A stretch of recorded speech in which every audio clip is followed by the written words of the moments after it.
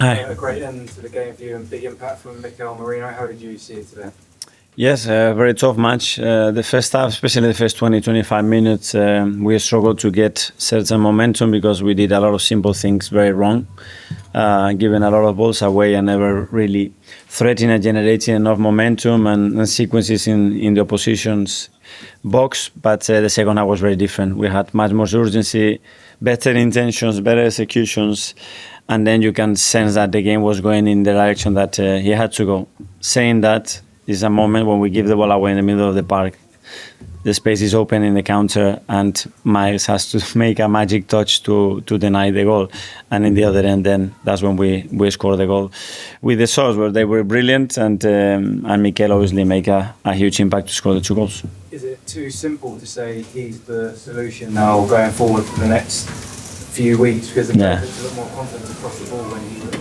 Yeah, we're going to have to share that, and we know that we're going to have various contexts, so that we're going to have to make a swap because a player is not performing, or because the opposition is doing something else, or because we got a yellow card or is fatigue, and that's going to restrict what we can do really in terms of the personnel. But we have prepared for different scenarios. Then those scenarios have to work. Hopefully, they will work as good as Mikel worked today. Art Athletic. Hi, Mikel. Hi. When Mikel Merino scored, I was thinking back to the summer, the Euros, when he scored against Germany. I was wondering, did you kind of think back to your teammate Nwaneri? Because it seemed like a very similar thing. I didn't think about him, to be fair, but Mikel has got that. He's a goal threat because he can smell danger, he can anticipate the action, he's got really good timing to arrive to certain areas, and then obviously he has the capacity to execute with a lot of part of his body. And he needed the delivery. He certainly had that as well, and he put it in the back of the net. And was that front three something we were seeing you kind of work out in real time because of the different kind of profiles? Obviously starting with the kind of smaller guys, but then...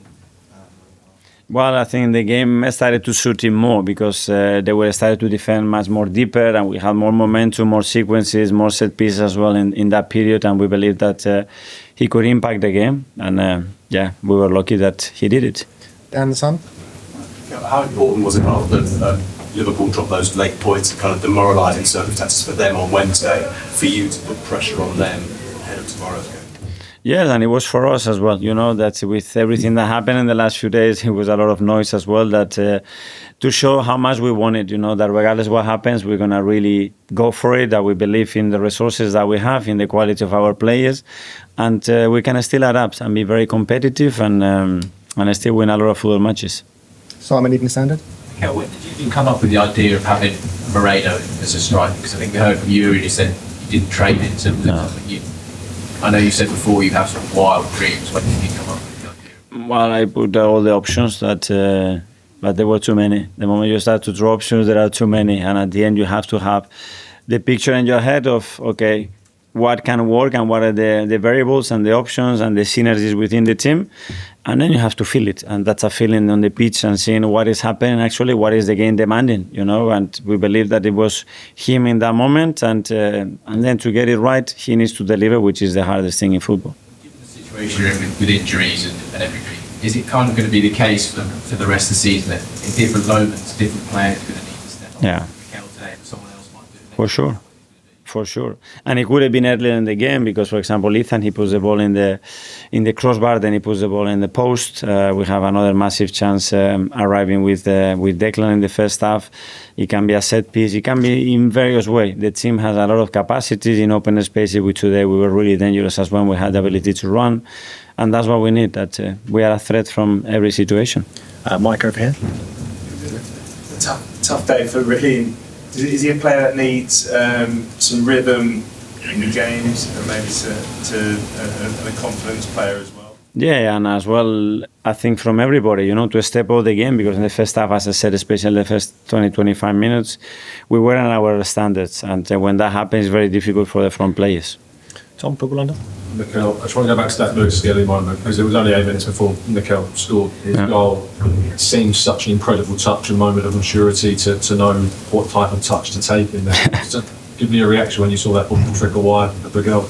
well, to be fair, on the bench, I didn't know whether he touched it or not, or it was a deflection before in the cross. But when I watched it back in the dressing room, it was amazing because it's one of those moments that it should change the moment in the game and probably the results.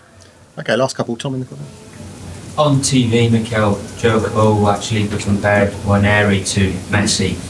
Thing to say, but how talented do you think he is and how much of a future for him? Well, what he's showing basically, that's him, you know, and obviously his age is always something that puts a question mark on how we have to deal with him. But every sign that he's giving us is, let me go for it, let me go, let me go, let me go. And when a player is giving you all those signs, you should not stop it. You have to play with that freedom, with that creativity, with that confidence that he's playing at the minute.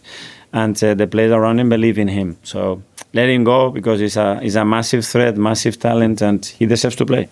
And finally, to Nick at the back. I was going to ask about Ethan as well. Until Mikel came on, he looked like the most dangerous player. And then he spied that incredible curving across the middle. And it was just a bit more on his defining. Yeah, because I think Warren was one of the few in the first half as well that every time that he was on the ball, he made things happen, you know. You could see that he had another level of threat than the rest of the team. And he continued with that in the second half with 2 great actions. And after that, he puts the ball on the plate for Mikel to score the header. Okay, Paul. Yeah, thank you guys. Thank you.